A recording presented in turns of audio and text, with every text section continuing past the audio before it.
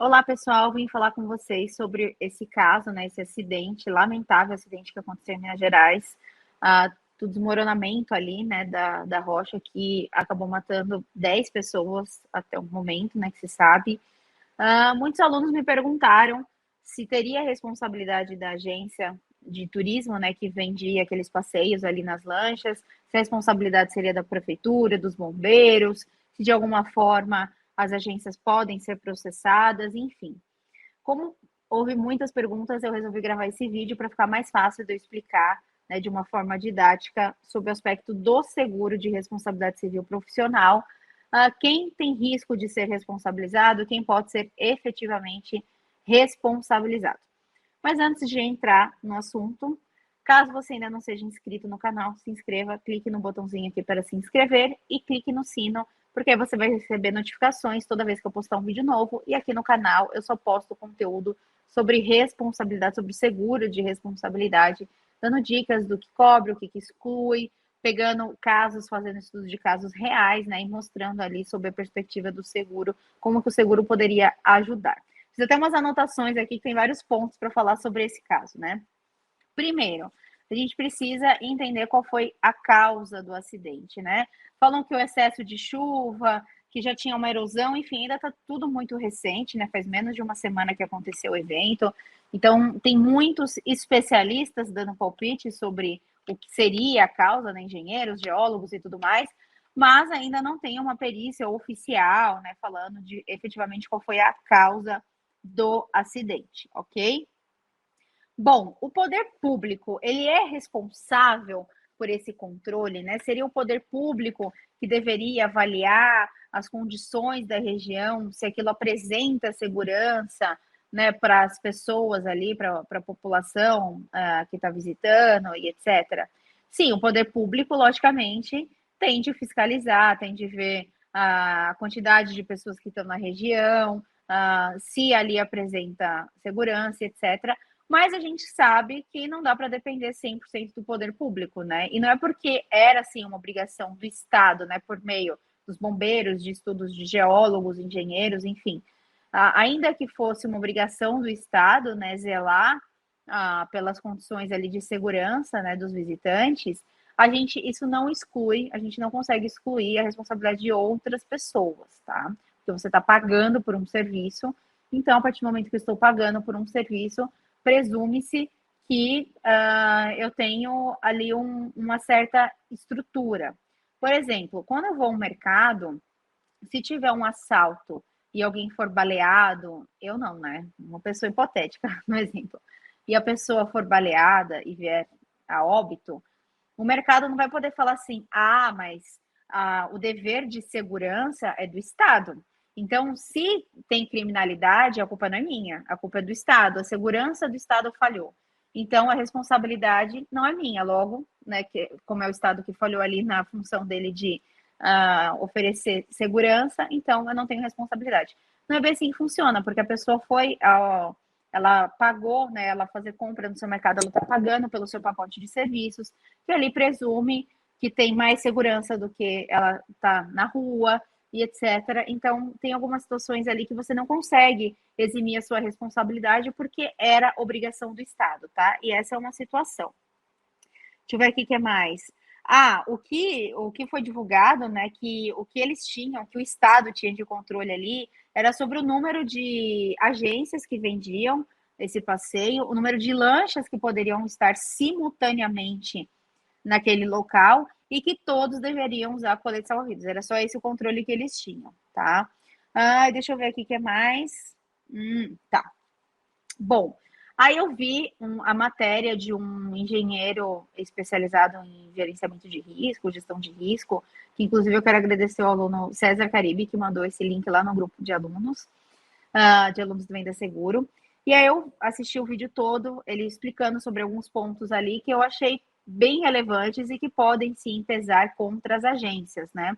O primeiro ponto é que ele fala que ele consegue observar nas imagens que provavelmente faltou treinamento desses guias que estavam ali na lancha. Por quê?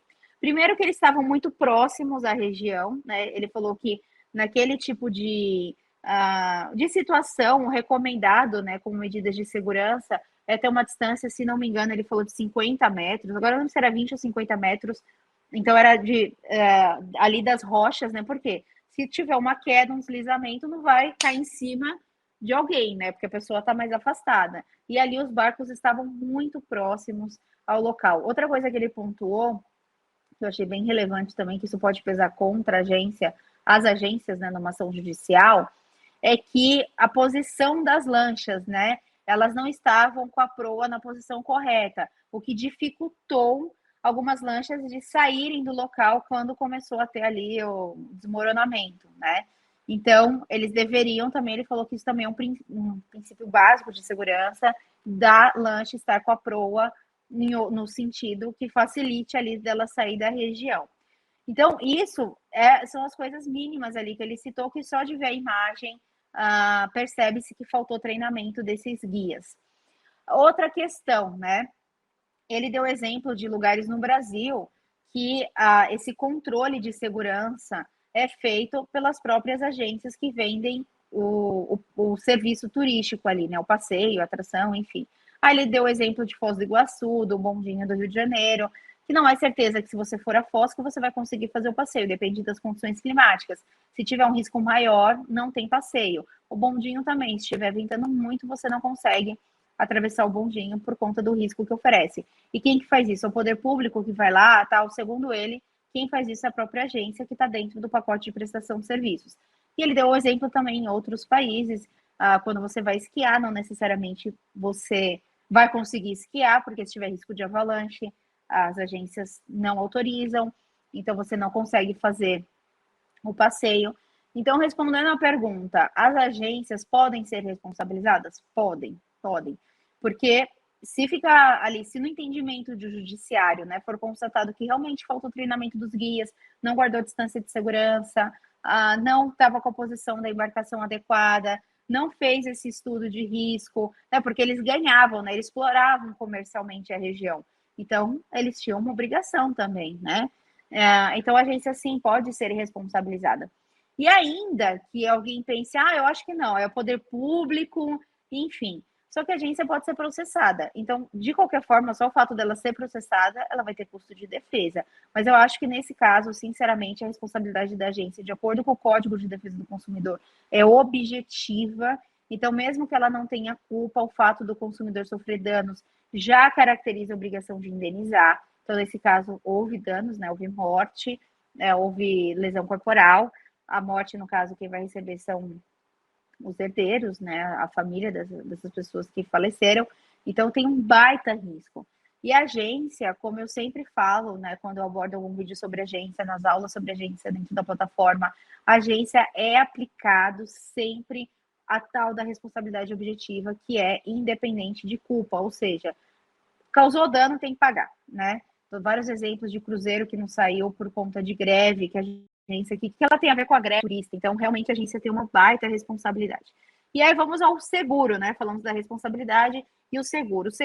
Qual seguro protegeria a agência desse risco, né? Se ela tiver de indenizar, porque aí, além de proteger a agência, também vai garantir que as vítimas, né? O seguro garantiria que as vítimas recebessem a indenização, porque talvez a agência nem teria condições financeiras de indenizar. Então, o seguro é bom para a agência e bom para a vítima também, né? Para a família da vítima, que pelo menos vai receber uma indenização. Claro que não substitui a pessoa, mas infelizmente, né, a única coisa que resta é receber a indenização. Então, o seguro adequado para isso seria o responsabilidade civil profissional. Se a agência tiver um empresarial com RC, não tem cobertura, tá? Isso não cobre dentro do RC, mesmo que ela tenha uma polícia específica de RC operações, não tem cobertura. O seguro específico para isso é o seguro de responsabilidade civil profissional do ramo 78, também conhecido como E&O, que é a sigla de Errors and Omissions em inglês, mas em português, né, no Brasil, é o RC profissional. Então, toda agência precisa ter um seguro de responsabilidade civil profissional com um limite, um capital mínimo de R$ 1 milhão. No mínimo, R$ 1 milhão. No mínimo, tá? Uma agência pequena tem de contratar R$ 1 milhão. A indenização de uma morte pode sair mais de R$ 1 milhão. Então, pra vocês verem como R$ 1 milhão é pouco. Por isso que eu falei, no mínimo R$ 1 milhão. Eu ressalto isso porque Na dúvida, eu vejo que contratam 100 mil reais. Não, não, esquece. Agência, no mínimo, 1 milhão de reais. Então, lamentavelmente, tivemos esse acidente que vitimou várias pessoas, e analisando ele sob o aspecto da responsabilidade da agência e sob o aspecto do seguro, sim, a agência pode ser responsabilizada e o seguro pagaria, né, eventualmente, a indenização às vítimas, à família das vítimas. Isso garantiria que as vítimas receberiam, de fato, essa indenização e a agência continuaria a operação dela, né, porque, enfim, ninguém imaginava que isso fosse acontecer, até porque apesar de não imaginar, é claro que você tem responsabilidade, né? Você deveria fazer os estudos. Então, como é importante ter o seguro. Bom, espero que esse vídeo tenha te ajudado a entender como funciona a responsabilidade, como funciona o seguro de responsabilidade civil profissional, a importância das agências terem esse seguro, né? Porque a agência às vezes não tem muita noção de risco, por isso que tem uma aula específica explicando todos os riscos da agência. A agência é o prestador de serviços, pessoa jurídica, vamos chamar assim, que mais tem risco de condenação sem ter culpa. Então, assim, gente, não dá para uma agência abrir as portas sem ter um seguro de RC profissional. Se ela já está funcionando e não tem o seguro, pelo amor de Deus, contrate urgente o seguro para ela. Se você gostou desse vídeo, deixa o seu like, né? Curta esse vídeo, né? Da mãozinha assim. Se inscreva no canal, ative o sino, para que você receba a notificação dos próximos vídeos que eu comentar sobre o seguro de responsabilidade.